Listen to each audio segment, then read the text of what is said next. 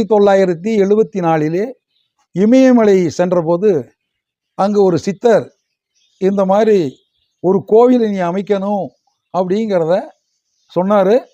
அது மாத்திரம் இல்லை, அவர் சொன்னது 40 வருடங்களுக்கு பிறகு தான் இது நடக்கும்னு சொன்னார். இது சொன்னது 1974 ஜூன் 19 சொன்னது.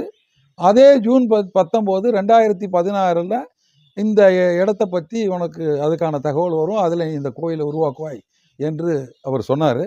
அப்போ அவர் என்ன சொன்னார் அப்படின்னா,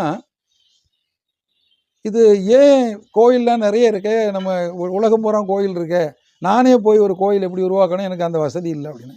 இது 40 வருடங்களுக்கு பின்னாடி தானே நடக்க போகுது, 2016 தான் இது நடக்கும் அப்படின்னு. ஆனால் உனக்கு மிகப்பெரிய கஷ்டங்கள் எல்லாம் வரும் அப்படின்னாரு. அந்த கஷ்டங்களெல்லாம் அவர் சொன்ன மாதிரியே வந்துச்சு. அந்த கஷ்டங்கள்லேருந்து நான் உன்னை காப்பாற்றுவேன்னு சொன்னார். அதே நேரத்தில் 2016 ஜூன் 19 அன்று என்னுடைய நண்பர் ஒரு புதிய பைக் வாங்குறாரு. அதில் என்னை வச்சுக்கிட்டு நம்ம அப்படியே ஆனைக்கட்டி வரைக்கும் போகலாம், இங்கே ப்ளூ ஹில்ஸ்னு ஒரு ஹோட்டல் இருக்குது, அங்கே போய் ஒரு காஃபி சாப்பிட்டு வருவோன்னாரு. ஆனால் இந்த இடத்துல வரும்போது அந்த பைக்கு நின்றுச்சு. பைக்கு நின்னோடனே எனக்கு அவர் சொன்ன ஞாபகம் வருது, இந்த ரோடு இந்த அகலம் அப்படின்னு. அப்போ இதில் முதியோர் இல்லம் நடந்துக்கிட்டு இருக்கு, ஏழைகளுக்கு 100 பேரை வச்சு சாப்பாடு போட்டு முதியோர் இல்லம் இதில் நடக்குது. அந்த நேரத்தில் உள்ளே வரும்போது நானும் சொன்னேன், இந்த மாதிரி முதியோர் இல்லம்லாம் நடத்துவேன்னு ஒரு சாமியார் சொன்னார், இந்த மாதிரி கோயில் கட்டுவோம்னு சொன்னார். அது இன்னைக்கு தான் தேதி.